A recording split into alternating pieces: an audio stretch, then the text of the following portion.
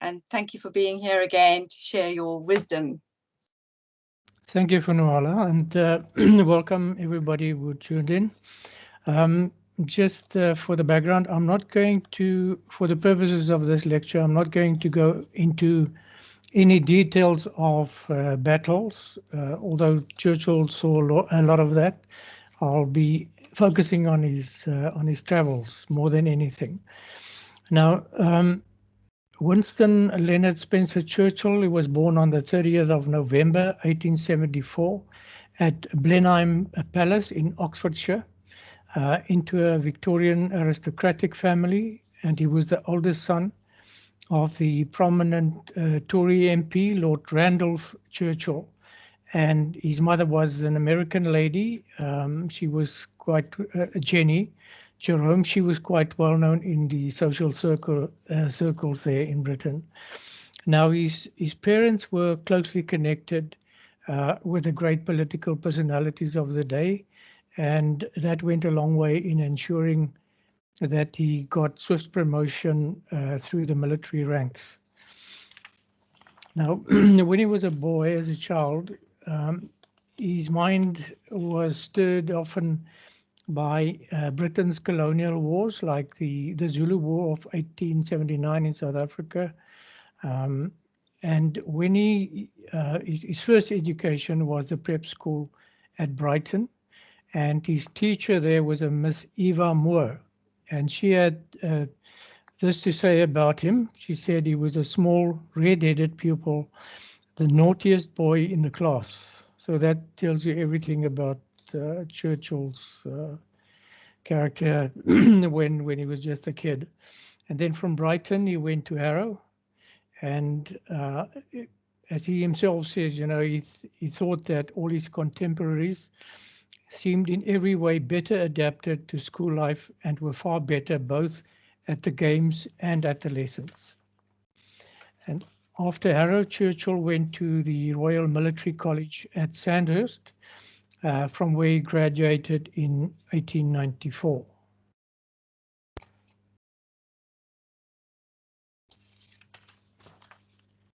Now, at Sandhurst, his greatest pleasure was horses, and this was a passion that remained with him until late in his life. And in the military school, he achieved his best marks in tactics, fortifications, and in riding. And soon after graduating, he traveled to Cuba in 1895 via New York and Havana to observe the Spanish army, and he was then correspondent for the Daily Graphic. And then the next year, he went to India, also as a correspondent for the Pioneer and the Daily Telegraph. And 2 years later, he joined Kitchener's army in the Sudan, and he was then writing articles for the Morning Post. But he always had political ambitions, and he returned to England in 1899, and on his return, he made his first political speech.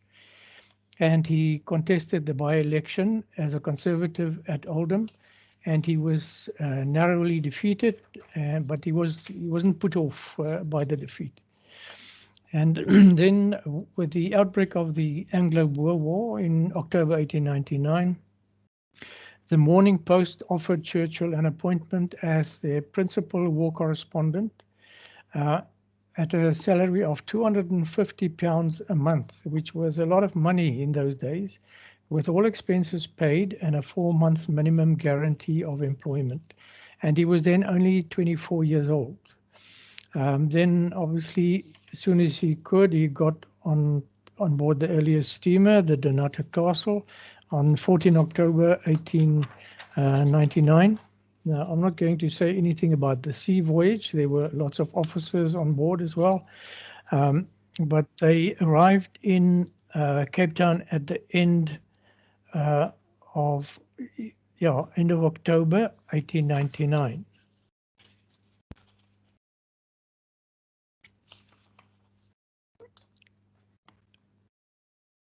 Now I can just show you, this is Churchill at the time that he went to India around 1895. Okay, now he's got to Cape Town. This is what Cape Town looked in 1900. This is Adderley Street, as you can see. Then, Chris, yes. sorry to disturb. Would you mind clicking on take control? Okay.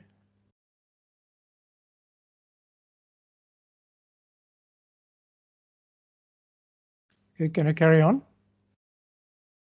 Yes, you may. Okay, now the the British officers and Churchill and the other Boer War correspondents, they all stayed at the well-known Mount Nelson Hotel. We refer to the Mount Nelson as a very popular gathering place during the war in our previous lectures. Now, the hotel was completed in 1899, just before the war, and it was very popular with the aristocrats and the socialites drawn to South Africa by all the excitement. Now, I can just show you the correspondence. This chap here, this is Winston Churchill, and that man in the left-hand back corner, that is Rudyard Kipling. He was a correspondent for The Friend in Bloemfontein.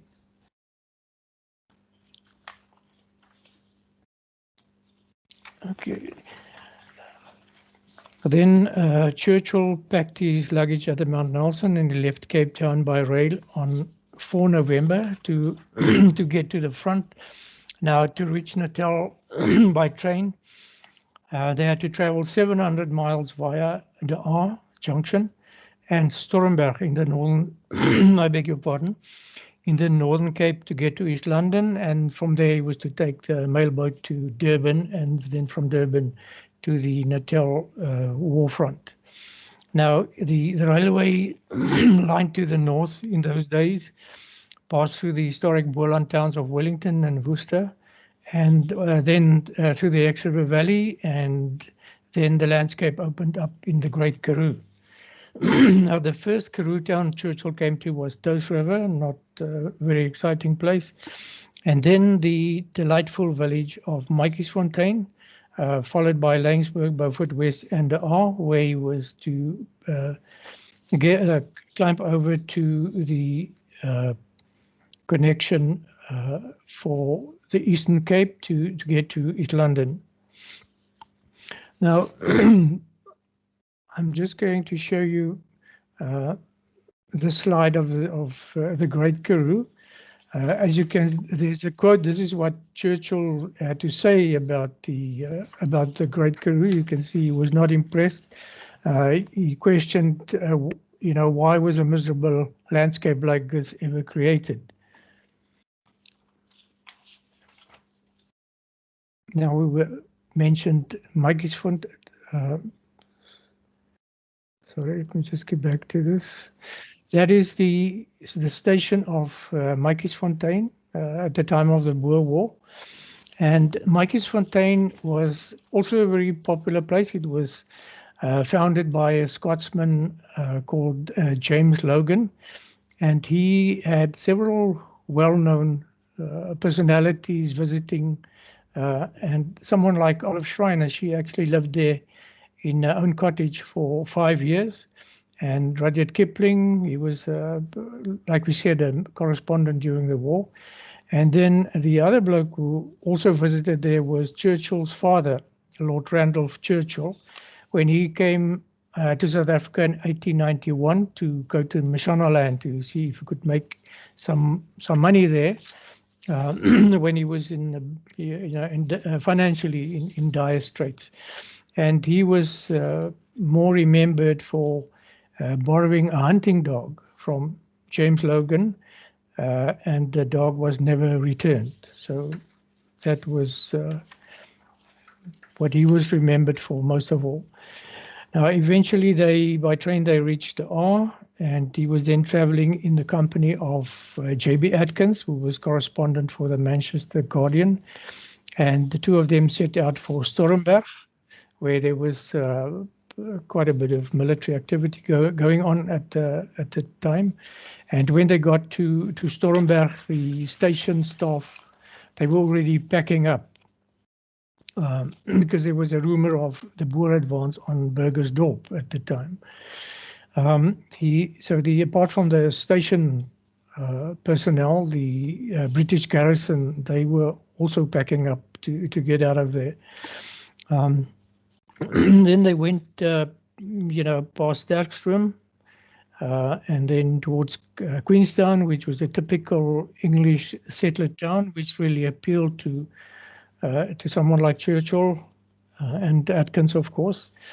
And they travelled through what was then known as Tembuland, and finally they reached East London. I can just show you those are Boers, with their guns at Stormberg. That is East London Harbour around 1900.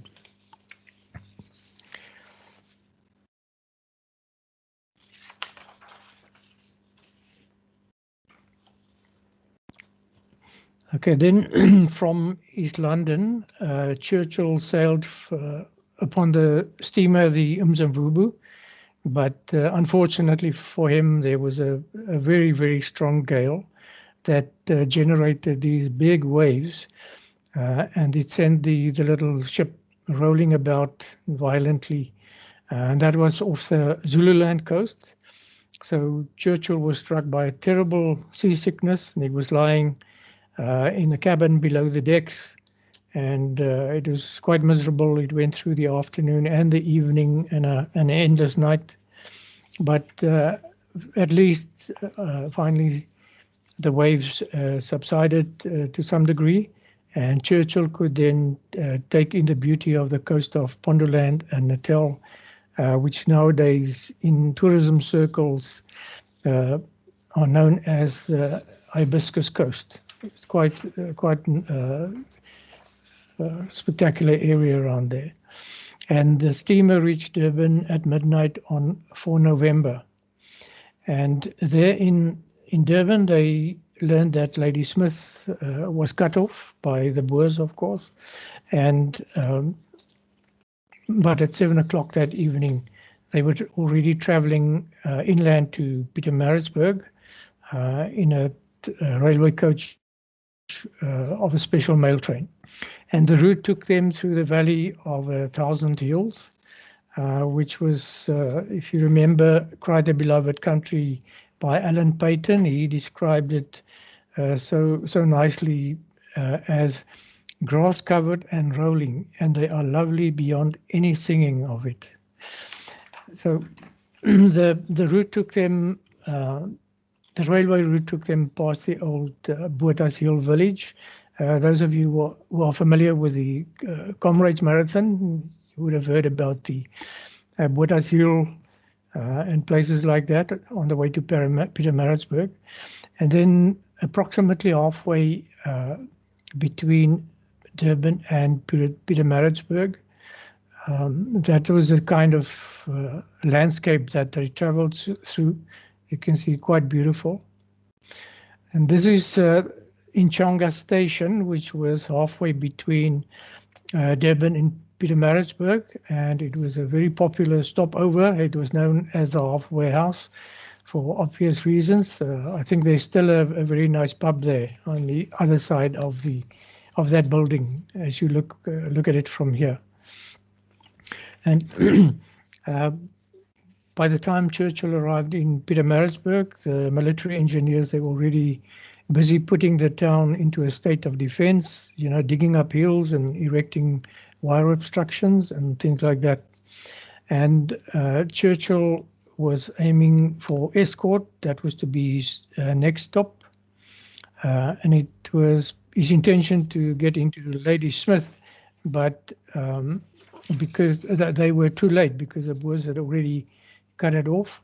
They had occupied Colenso and Colenso Station. Here you see the British troops at Colenso, and that is the old railway bridge. It's quite a nice bridge, steel and lovely stonework. You know, as the pillars. At some stage it was blown up, but then rebuilt again. So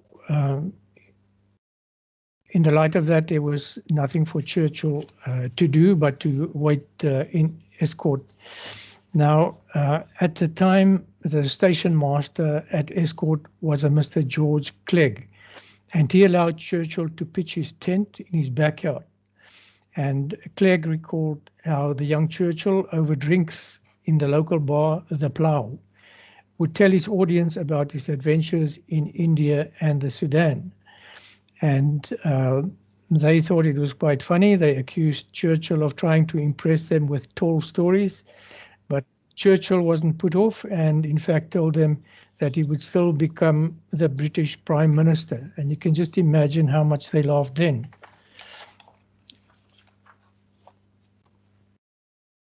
Now, there was a corporal in the escort squadron of the Natal Carbineers, a guy called Park Gray, and he recalled that Churchill was a lonely, very young Englishman.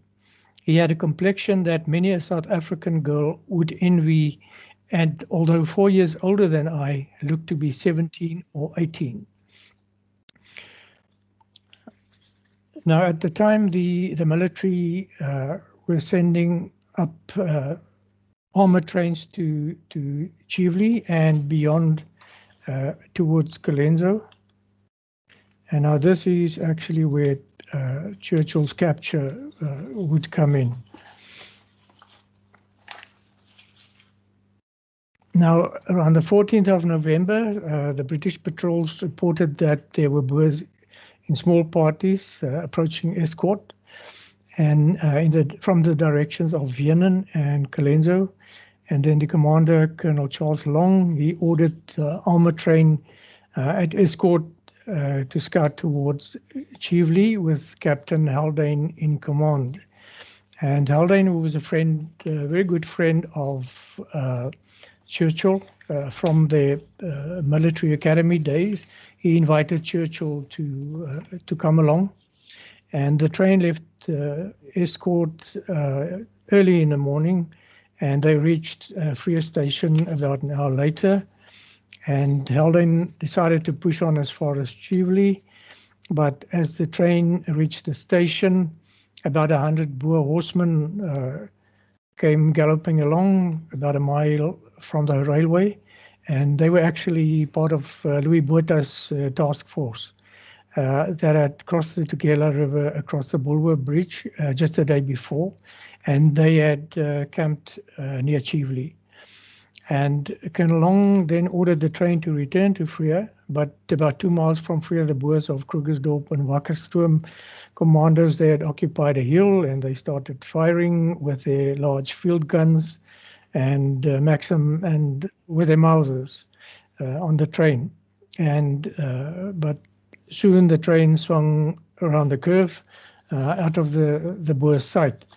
But what they've done in the meantime is they've put some rocks on the railway line, and as the engine was running down a steep gradient, it struck these rocks that the Boers had put up there, and so the armor trucks derailed. So there was some of the soldiers were injured, and there was big confusion.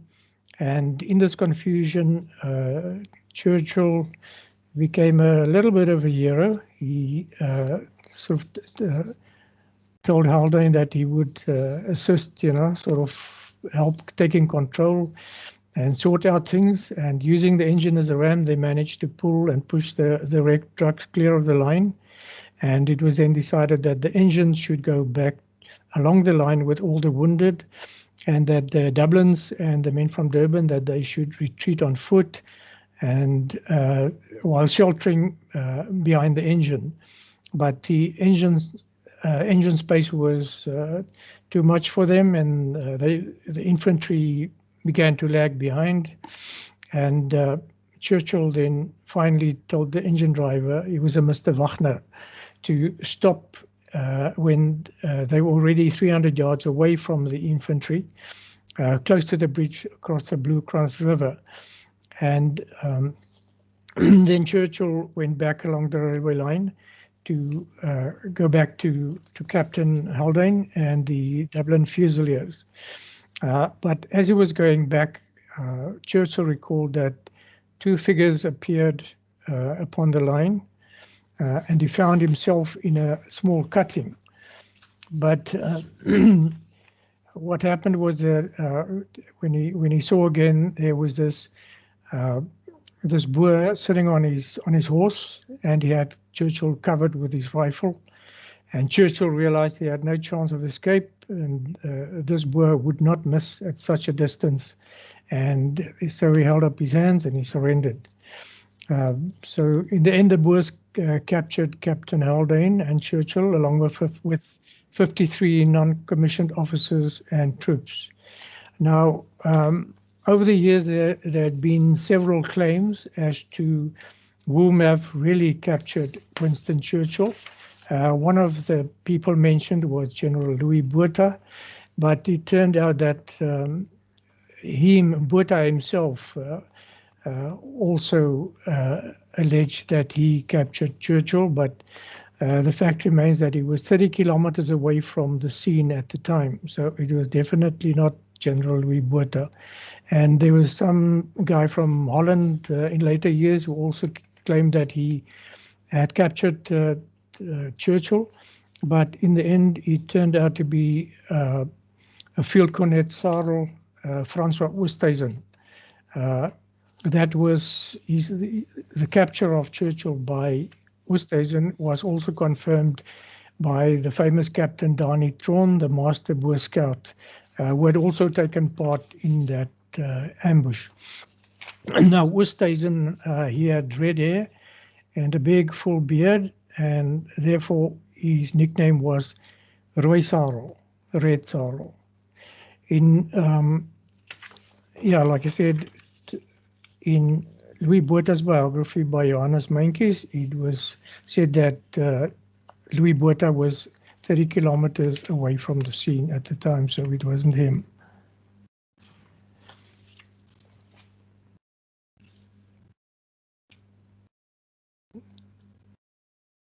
This is the camp at Chivli, where Churchill and most of the soldiers where they stayed.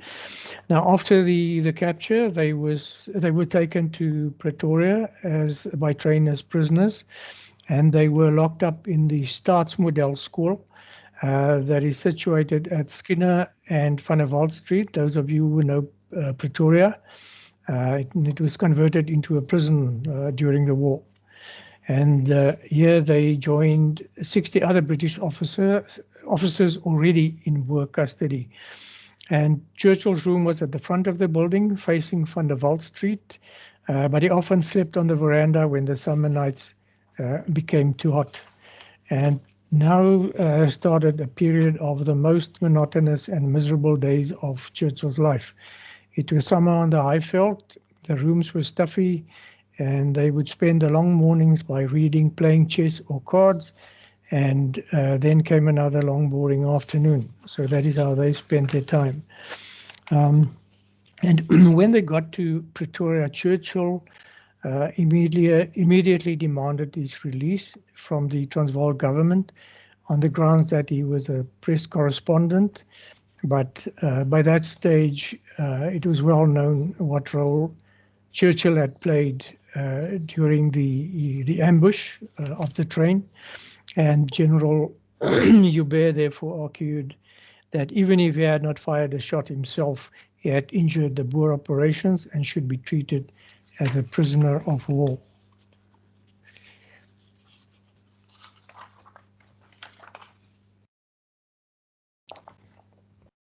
Now, Churchill had been planning all along to try to escape from the prison, and on the night of the 12th of December, he managed to scale the wall of the prison boundary all by himself. Now, he was supposed to have waited for Captain Haldane and another guy called Brocky. And the three of them were supposed to clear the wall at the same time, and then make a run from there. But Churchill scaled the wall by himself, and then he said that he waited behind the wall for more than an hour for Haldane and Brocky, but their account differs from Churchill's. But be as it may, Churchill was now free, and he walked through the night down Skinner Street, and in his pockets he had 4 pieces of chocolate and 75 pounds. And he finally reached the suburbs, and his plan was to find the Delagoa Bay railway line to Lorenzo Marques in Portuguese East Africa, which then was neutral territory. And then after about half a mile, he managed to strike the railway, and he saw the lights of the first station, and that was actually Makkelneuk. Sorry, Chris, yes? I think someone, an audience member took control of your slideshow. Can you go to the slide you want to be on at the moment? Okay. Oh dear, okay. Shall I go to share content again, because I don't see that? No. Vuyo? I don't see the arrows now. Yes, no, it's now it's gone. Is Vuyo, are you here? Yes, I'm uploading it right now.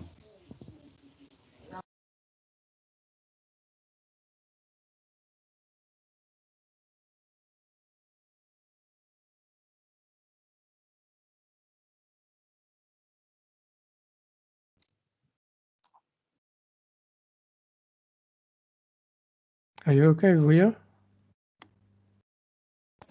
Yes, I am.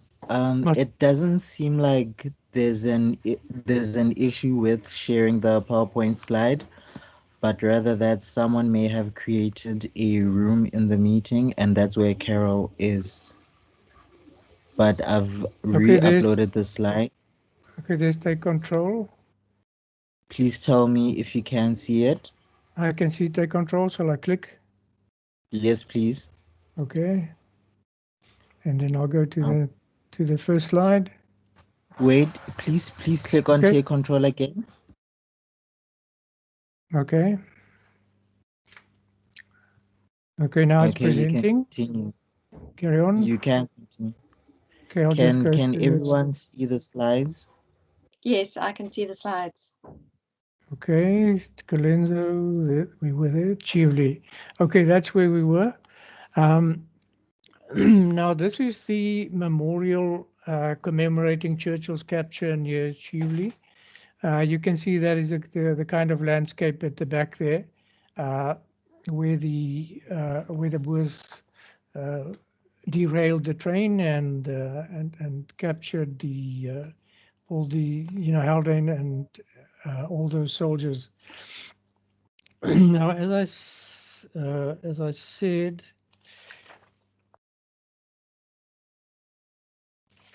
he was going down.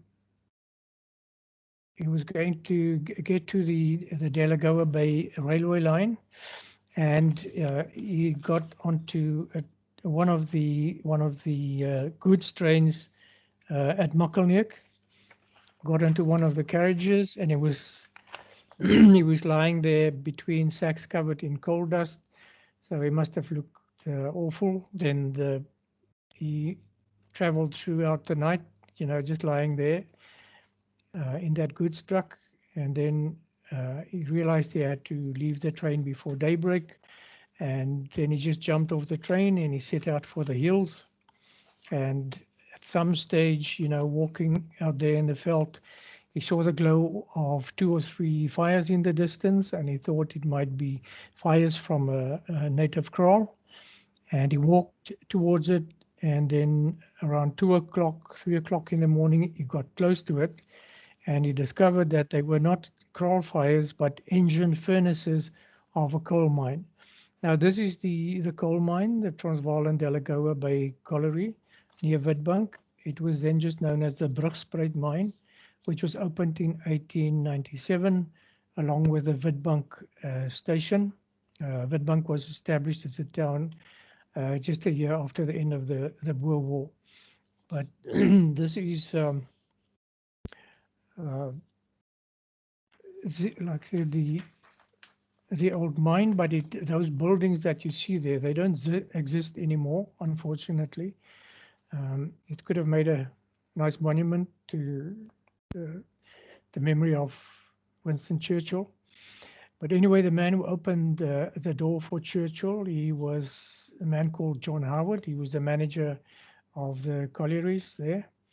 And at first, Churchill spun him a story that he was a Dr. Bentinck and that he was going to join his commando at Komatipoort and that he fell off the train and so on and so on.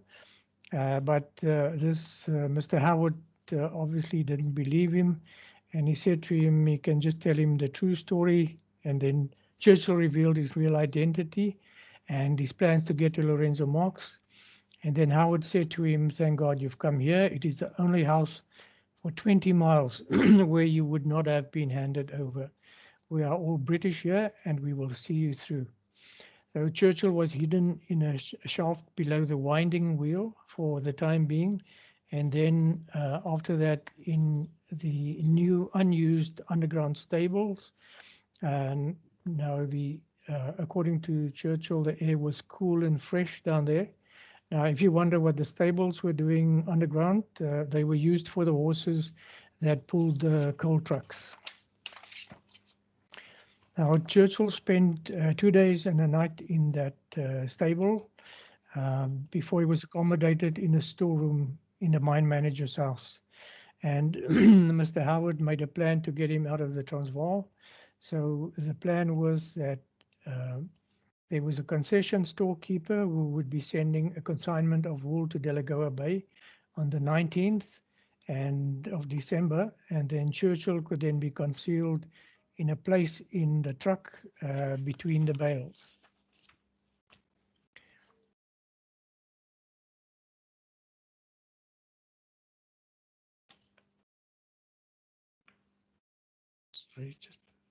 So on the 19th, it then happened as they planned. He went to hide between the wool bales at the end of the truck. And I can just show you a slide of this railway. This is the old Nederland-Zuid-Afrikaanse Spoorwegmaatskappy railway line that went all the way up to Delagoa Bay through via Komatipoort. So they traveled eastwards through the Transvaal all day, and by evening they were laid up for the night at Waterval Boven. This train, as you can see, is in that vicinity of Waterval Boven. And then eventually they reached Komatipoort. And as the train crossed over the Iron Bridge over the Komati River, Churchill finally found himself in Portuguese territory. Now, they eventually then reached Lorenzo Marx, and at Lorenzo Marx, he went to visit the British consulate, and in the newspapers, he learned that the Black Week had struck the British Army with defeats at Stormberg, at Magersfontein, and at Colenso. So he immediately took a steamer that was leaving the port for Durban the very next day. And then on the afternoon of 23 December, he arrived back in Durban port. And to his amazement, there was a large crowd gathered who had come there to welcome him as a war hero. So that was a very nice surprise to Churchill. And he just wanted to get back to the front again, so he made his way to the evening train bound for Pietermaritzburg. And when he arrived in Maritzburg, he rested a day at the government house, and then he took the train at night. It was just a mail train to northwards to the British camp at Freer. Now, at the time, General Buller was operating from Freer, trying to break the Boers' siege of Ladysmith. It had begun on the 2nd of November and would last for almost 4 months, until 28 February 1900. Now, things have changed in the meantime since Churchill has been captured. So we're in the hills where the Boer riflemen had been before. They were now British pickets. But even so, the Boers were still holding Colenso, and Ladysmith was still besieged by them. And then back at Chively, Churchill took up quarters in a platelayer's hut, which, believe it or not, was within 100 yards of the spot where he had been taken prisoner a little more than a month before. And Churchill then told Buller that he would like to see more fighting, but that he must continue to send back dispatches to the MorningPost. And then, to his delight, Buller gave him a lieutenancy in the South African Light Horse without requiring him to cease his job as a war correspondent. And at the time, his brother John also became a lieutenant in the same regiment. And on top of that, their mother Jenny, the American lady we referred to right in the beginning, she also found herself in South Africa. She arrived in Durban on 28 January on board the hospital ship Maine, and she was to manage the medical activities on the ship. And ironically, one of her first patients was John, her son, who was wounded in the leg on 12th of February at or near Husser Hill. Then General Buller moved his headquarters to Springfield, which is now known as Winterton, on the Upper Tugela. And by the middle of January, he had gathered 24,000 men and 58 cannons there at Springfield. And he planned his offensive to commence on 20 January on 2 fronts. And Churchill was a member of the cavalry then, and they were responsible for the safety of the baggage convoy. And they eventually reached Springfield. And here at Springfield, Churchill went to the store. And this is one of these nice little stories from his time in South Africa. In the store, he was served by one Anna Beyers, a Dutch girl, and she had her daughter had the story to tell many years later about Churchill's visit to their shop. He bought candlesticks and sardines, and my mother told me how she could never forget the way he lisped when he asked for the sardines. Mr. Churchill then looked around and spotted the chickens in the yard. He asked if he could buy one, to which my mother replied, "Yes, if you can catch it." So Churchill had to chase the chickens around in the yard, probably not too gracefully, until he had finally caught one. Then he rode off with the candlestick, sardines, and a chicken. Now we come to, as part of this offensive, we come to the bloodiest battle of the war, Spioenkop. Now there you see the group of Boers at Spioenkop, and the kop at the back there. These days it's quite overgrown, quite green and everything. And Churchill, he hurried to Gun Hill, where the batteries were set up, and he could watch the battle from there as a war correspondent. Now I can just show you the next slide. You can see the British did it at Spioenkop, there was absolute carnage, as you can see. And these trenches were just filled up afterwards. And this is what you can see today. There's another one, another trench similar to this one for the Boers, and a grave here and there, all around the area there. And Churchill, while this bombardment, while that was going on, he counted the shells falling on the hill, on Spioenkop, from both sides, from both the Boer side and from the British side, and he counted a rate of 7 shells per minute, which was quite severe. So you had a continual stream of wounded.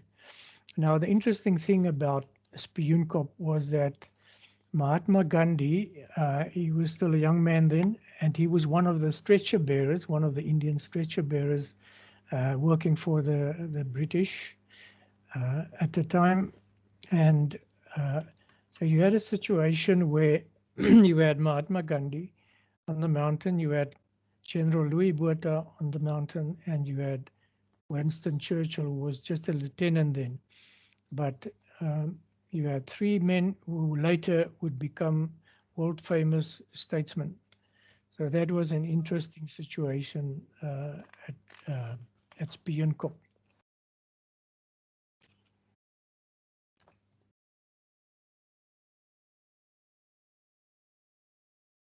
Okay. Now, after the evacuation of Spioenkop, they obviously had to withdraw there, and they then pitched camp at Spearman's Hill. And then Bullard made his 3rd attempt to lift the siege on 5 February at Falklands, well-known Falklands, and but that didn't work out either. And on the 8th, there was a general retirement of the army to Springfield again. Then 12 February, Bullard ordered a 4th attempt, and this offensive would become known as the Battle of the Tugela Heights, and would last from 12 to 27 February. There you see the British troops crossing the Tugela. And Churchill was, during these proceedings, Churchill was involved in a reconnaissance of Hussar Hill, and his brother John was also part of of this operation. Then on 14 February, the British conquered Hussar Hill, then Shingolo Hill to the northeast of Hussar Hill. That was next to fall. Then on 18 February, they took the height of Monte Cristo, and then the Boers, they were outflanked and abandoned Tlangwani and the South Bank entirely on 19 February. And in the afternoon, Hart's Brigade advanced from Chivli, and they occupied Colenso without any resistance. Then on 21 February, the British Army began to cross the river, as you can see. And next day, they captured the Boer positions at Horseshoe Hill and Wins Hill. Those are well-known hills in that Winterton area. And they struck at the Boers' left flank, first at Peters Hill, then Railway Hill, and then Harts Hill. And on 28 February, the Boer horsemen and wagons, it was this great column, they just had to retreat, and they moved rapidly north under General Louis Botha, and they retreated all the way through the Drakensberg back into the Transvaal Highveld. So that ended the siege of Ladysmith. Here you can see a blockhouse in Ladysmith. Obviously, that was after Ladysmith had been relieved. Now, Churchill, he had to wait a while before he could enter Ladysmith. Obviously, as a newspaper man, he was very keen to just get into the town and send out his news reports, but he could only go there in the evening when they allowed 2 squadrons of the South African Light Horse to ride through to Ladysmith.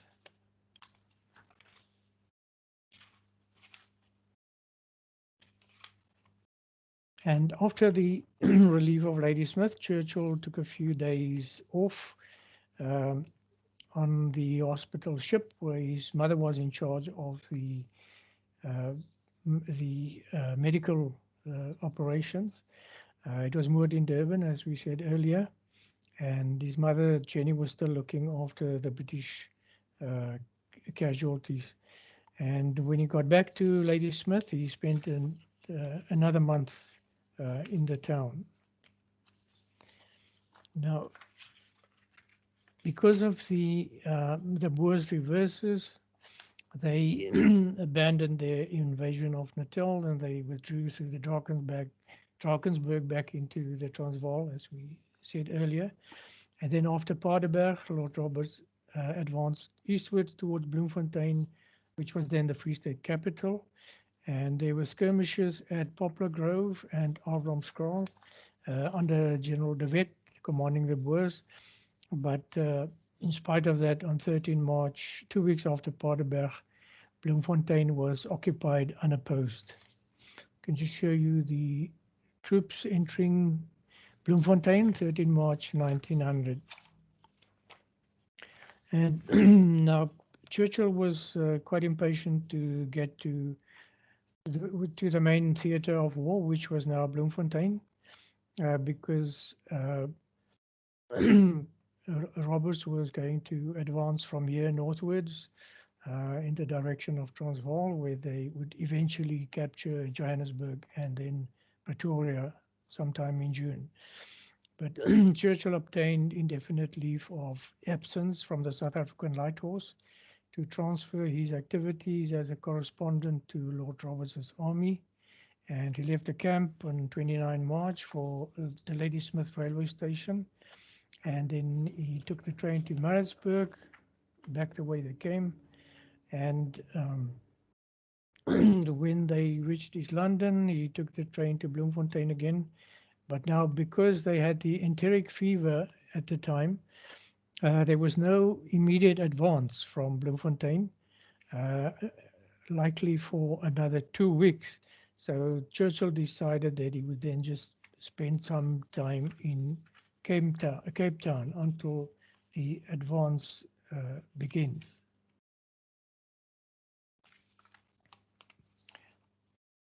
So now for the second time, Churchill crossed the Great Karoo between the R and Cape Town.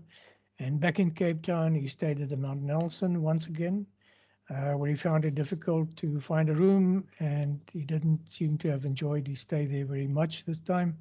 And he complained about the overcrowding, the cold dinners, the lack of waiters, and the scandal and all the rumors. So we asked for he had to get a pass to join up with Roberts and these forces, and his pass was granted on 11 April, and he was then free to proceed to Bloemfontein. And when he finally got to Bloemfontein, what he found was a very busy, established town. At the time, there was some 1,400 officers and 32,500 troopers, including 11,500 cavalry. They had all ascended on Bloemfontein. So now an exciting time awaited him.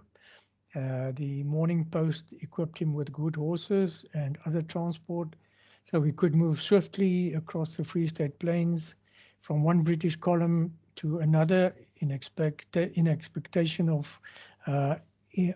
any fighting.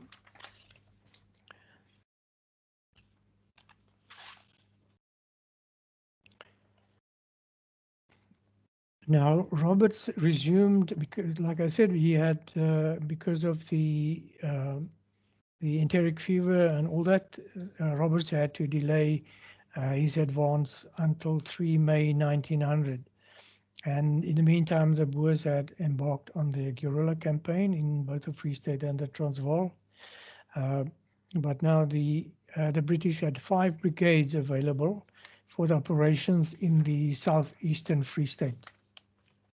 And Churchill decided to join the cavalry brigade of General Brabazon, who was attached to Sir Leslie Rundle's division. We mentioned Rundle when we spoke about the the Dupreus of Wonderkop, the Dupree family in the Boer War. We mentioned Rundle lining up along the Wittebergen.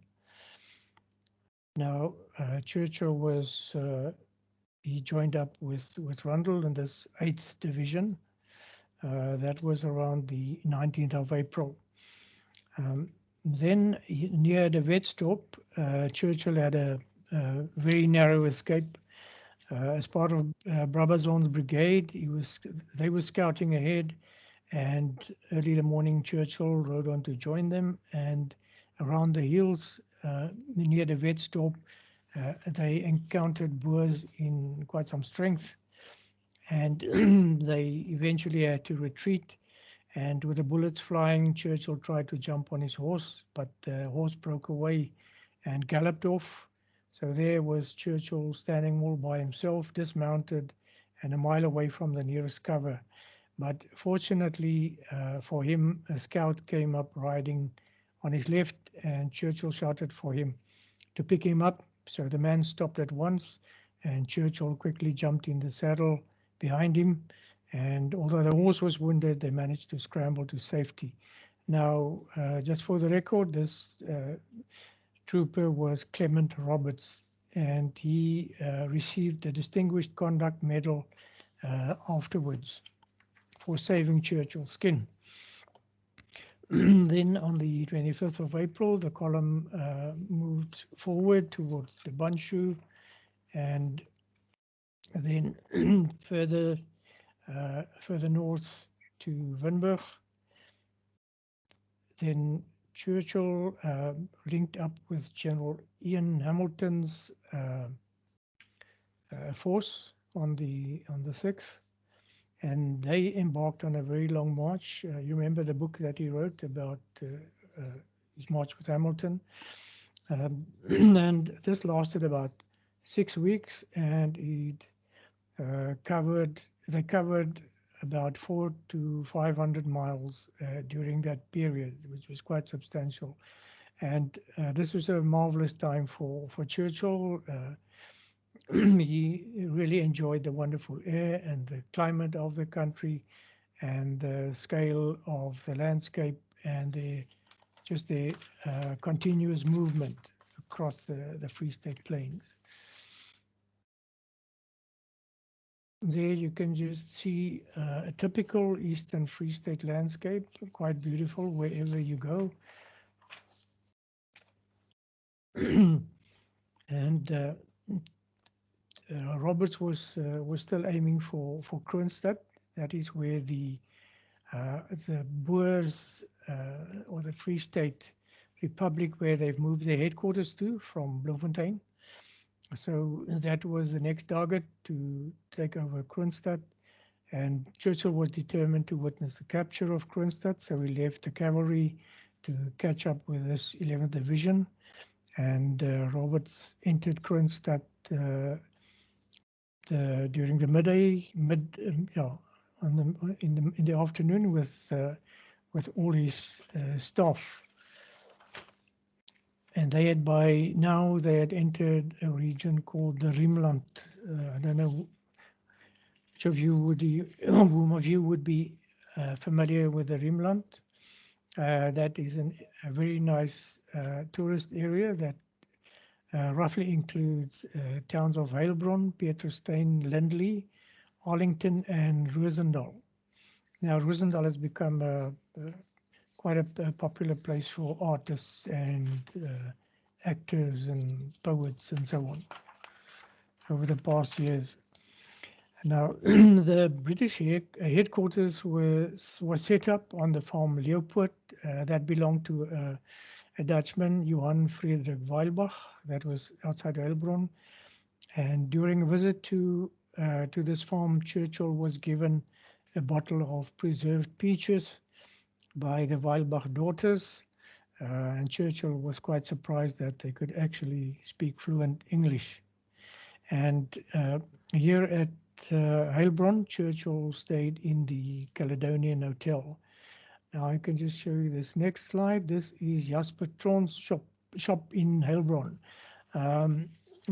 That is very much what it looked like, and it was very close to the Caledonian Hotel where Churchill stayed, and he would have got some of his supplies here from Jasper Tron's shop. So that was how Churchill would have found it. How are we for time, Finola? I see that the meeting has to end at 4, so we have 4 minutes. 4 minutes. Mm. Okay. Now, on the 24th of May, Hamilton's force marched from Heilbron, and they crossed the Vaal River, and they were then approaching the Rand. And on the 29th of May, they moved in and surrounded Johannesburg. I'll cut it short now. And on the 31st of May, Johannesburg surrendered and Hamilton entered Florida. And there was this comfortable little hotel where Churchill then went to stay again. And he was anxious to go into Johannesburg to telegraph news of the capitulation of Johannesburg through to his newspaper. And then he and a Frenchman called Lautrey, Lautrey agreed to act as his guide through Johannesburg, and dressed in a suit of plain clothes and a soft cap. Churchill then cycled through Johannesburg, through Langlaagte, and eventually got to Germiston, where Field Marshal Roberts had his headquarters just 2 miles beyond Germiston. And he got his dispatches through by an orderly, and then had dinner with Lord Roberts at the house. Then after the fall of Johannesburg, they had to push through to Pretoria, and on the 3rd of June, the advance resumed and marched on Elandsfontein, and on 5 June, the Boer authorities in Pretoria surrendered. Then there was just one last skirmish. They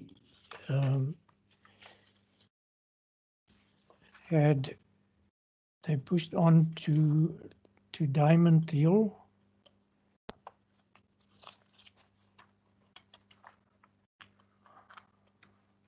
I beg your pardon. It was also known as Donkerhoek with some people, and on the night of 12 to 13 June, the Boers abandoned their position, and Churchill was, in a small way, also involved in that action.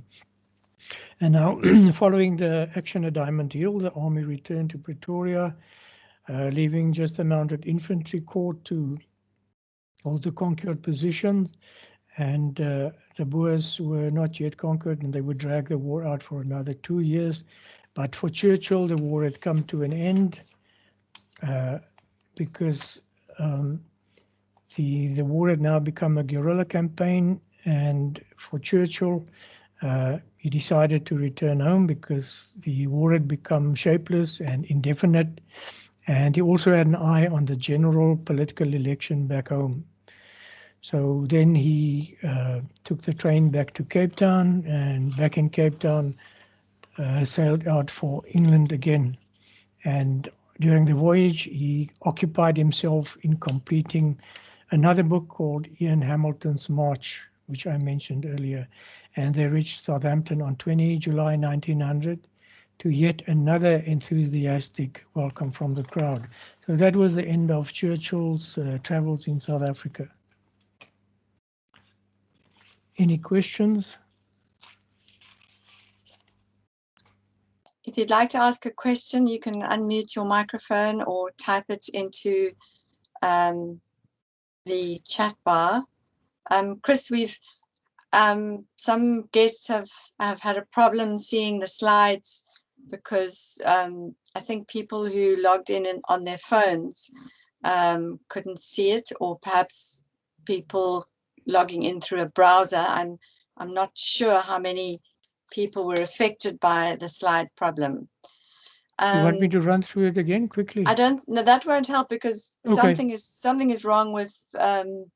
You know, I don't know, Vuyo. If I took control, would it help, Vuyo? Is it just is it a question of how people logged in?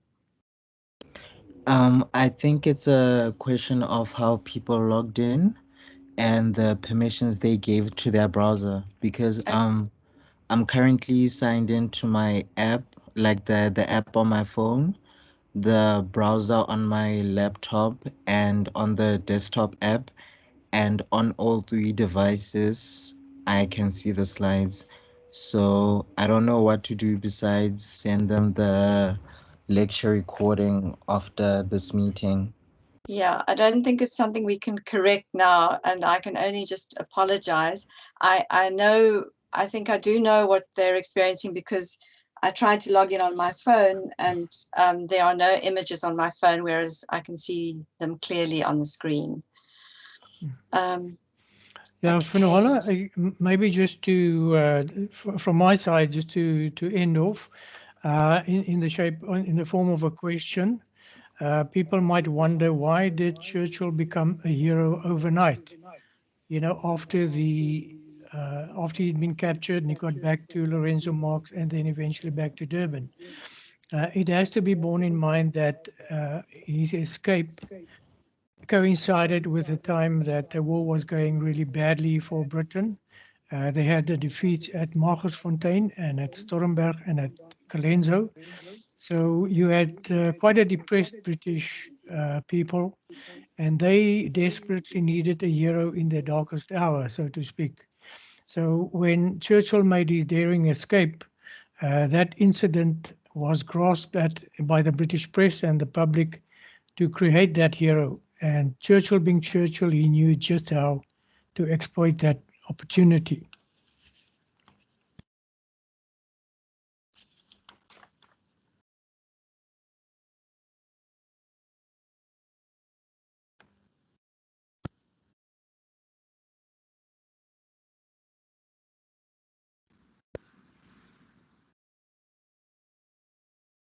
Can I ask, what about his swim across the mighty apes? I know it wasn't the mighty apes, but Oh yeah, that is a very popular story, where he said that he swam the mighty Apis River. It actually true that when they have like really heavy rain, that the Apis River can be in flood, but it was not in flood at the time. He did cross the Apis, but it was just by bridge. And some historians, or the expert Churchill historians, they say that he never said that he swam the mighty Apis River. It's not recorded anywhere. He might have just said it to someone, and the story just got carried on. thank you. Okay. Thank you, Chris, so much for these 3 lectures. I just love the human touch you bring to this war, as well as your wealth of experience.